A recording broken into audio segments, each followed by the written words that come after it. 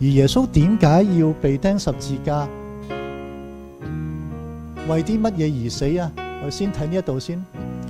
耶穌係為咗要打破嗰啲宗教領袖傳統嘅錯誤嘅神學觀念，打破社會階級分別主義，打破僵化信條嘅規條，控訴領袖褻瀆聖靈，打破留戀榮耀心態，打破要做大嘅心態，打破權力小圈子化、自我優越特權，打破做財主嘅心態，打破得榮耀操權管轄嘅心態，回復聖殿原初嘅精神，撕破領袖陰險面具嘅動機，挑戰狹隘信仰嘅傳統，揭露領袖嘅虛假生命，因為咁樣上十字架。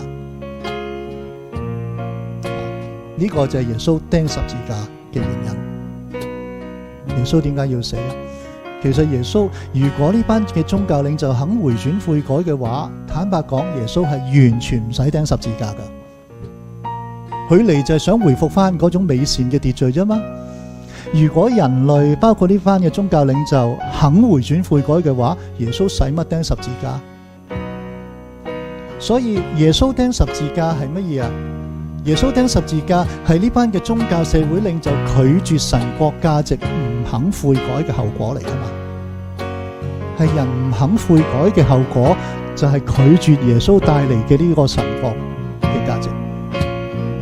所以耶穌釘十字架。從耶穌嗰邊點解要釘十字架？為啲咩而死啊？佢係為咗回復神國嘅呢種美善嘅價值，挑戰世間嘅價值嘅後果嚟。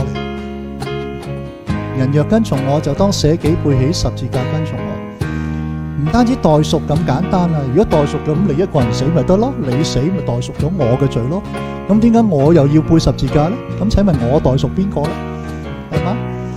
所以嗰個意義唔喺代贖嗰度啊，喺福音書裏邊，而係乜嘢啊？係要回復神國嘅價值，行呢條路啊。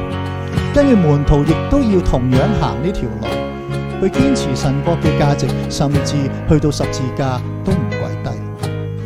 呢個係耶穌喺福音書裏邊釘十字架嘅原因，亦都係最重要嘅原因。所以如果從一個咁崇高偉大嘅願景使命去睇嘅時候，個人嘅價值又算得乜嘢呢？個人嘅價值又算得乜嘢呢？能夠令整個世界改變嘅時候，我犧牲我一個人，又算得啲乜嘢呢？